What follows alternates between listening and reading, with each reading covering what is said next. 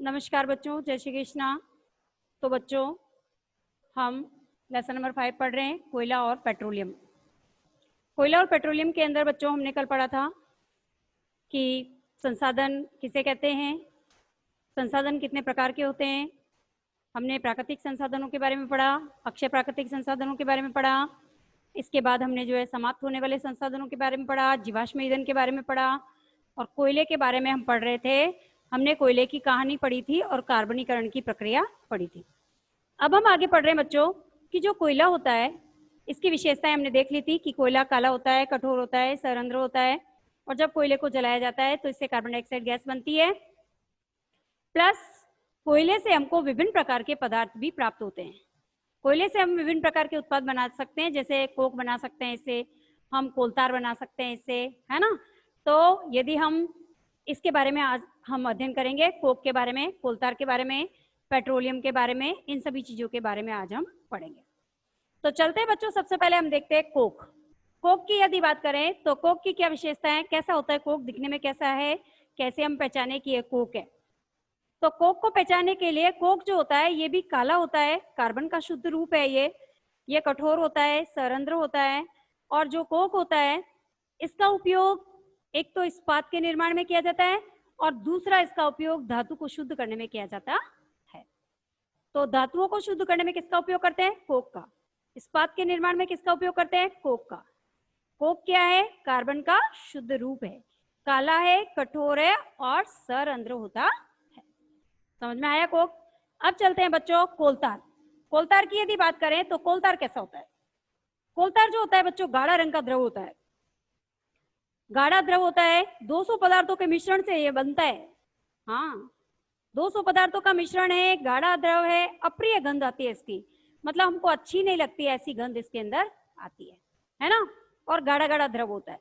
अब यदि हम कोलतार का उपयोग देखें कि कोलतार का उपयोग कहाँ होता है, तो कोलतार का उपयोग दैनिक जीवन के अंदर बहुत सारी जगह पर इसका उपयोग होता है। जैसे रंग बनाने में इसका उपयोग होता है, सुगंध बनाने में इसका उपयोग होता है, ये देखो सुगंध बनाने में इसका उपयोग होता है, रंग बनाने में इसका उपयोग होता है, फोटोग्राफिक जो सामग्रियां बनती है उसके अंदर इसका उपयोग होता है, औषधियों के निर्माण में इसका उपयोग होता है, विस्फोटक पदार्थों के निर्माण में भी इसका उपयोग होता है। इसके साथ साथ प्लास्टिक पेंट जो होता है हमारा, जो घरों के अंदर हम प्लास्टिक पेंट करवाते हैं ना आजकल, ताकि सीलन ना आए, है ना, और गंदा ना लगे, सुंदर लगे, तो ये जो प्लास्टिक पेंट बनता है ये भी आप इसके अंदर भी कोलतार का उपयोग होता है।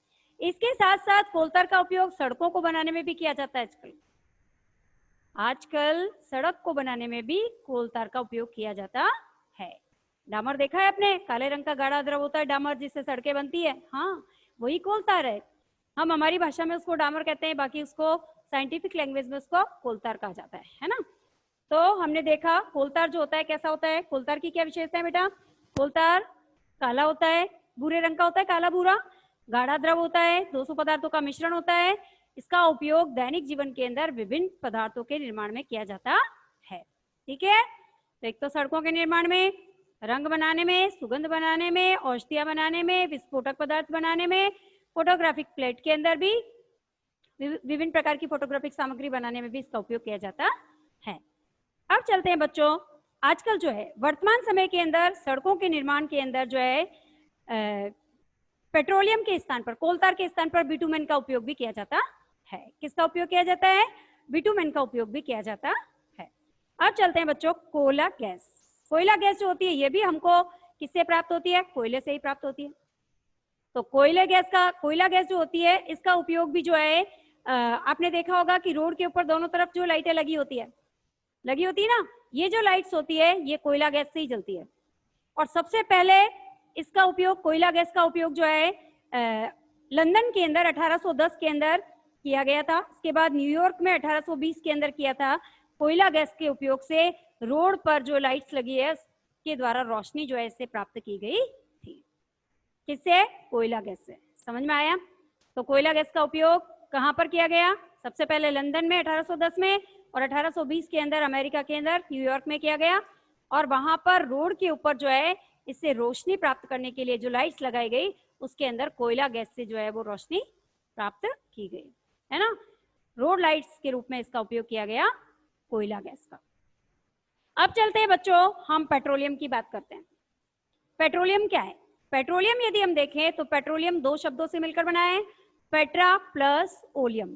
तो पेट्रा का अर्थ क्या होता है? चट्टान, और ओलियम का अर्थ क्या होता है? नीचे, तेल। तेल, ओलियम का मतलब क्या है? तेल। तो चट्टान के नीचे जो तेल भरा होता है उसको क्या कहते हैं? पेट्रोलियम।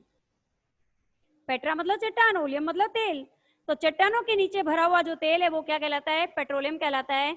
बच्चों ये ध्यान रखो कि पेट्रोलियम का उपयोग हल्के वाहनों को, जितने भी स्वचालित हल्के वाहन है उनको चलाने में इसका उपयोग किया जाता है। कहाँ कहाँ? जैसे फॉर एग्जाम्पल आपकी बाइक है, आपकी कार है ना, आपकी जो है ये स्कूटी है ना, छोटे छोटे जो वाहन हैं उनको चलाने के लिए पेट्रोलियम का उपयोग करते हैं, हम पेट्रोल का उपयोग करते हैं। लेकिन जितने भी बड़े बड़े वाहन हैं, बड़े बड़े व्हीकल्स हैं, जैसे आपके ट्रैक्टर है, ट्रक है, ट्रोले हैं, है ना, ये क्रेन है, इन सभी को चलाने के लिए डीजल का उपयोग किया जाता है। समझ में आया? अब चलते हैं बच्चों कि पेट्रोलियम का निर्माण कैसे हुआ। तो पेट्रोलियम का निर्माण जो है वो समुद्री जीवों से होता है।